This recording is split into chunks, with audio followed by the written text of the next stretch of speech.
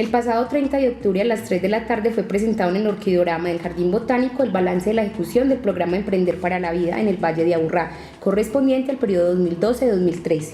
En el evento que lideró nuestro director Carlos Mario Montoya Serna y que contó con show musical, networking, relaciones sociales y empresariales, emprendedores, empresarios, representantes de las instituciones vinculadas con el ambiente y los mandatarios locales conocieron las experiencias de Verderina, Estipet, Cráneo, Nanotech y Bioplax, entre otros emprendimientos premiados y apoyados por Emprender para la Vida, evidenciando que el emprendimiento es una actitud llamada a generar sostenibilidad, riqueza y desarrollo en este territorio pura vida. Que fueran empresas que tuvieran la posibilidad de mantenerse en el tiempo, que fueran empresas que tuvieran la posibilidad de mantenerse en el tiempo.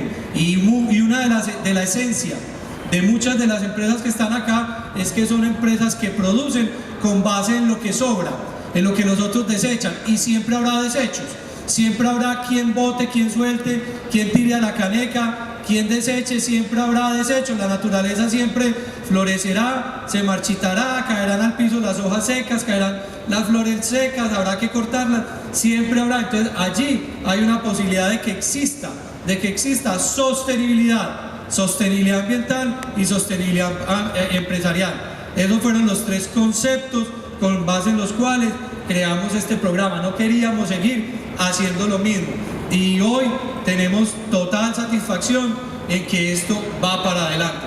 Primer tema que les quería tratar era de dónde surgió la idea de Emprender para la Vida y por qué. Área Metropolitana del Valle de Aburrá, pura vida.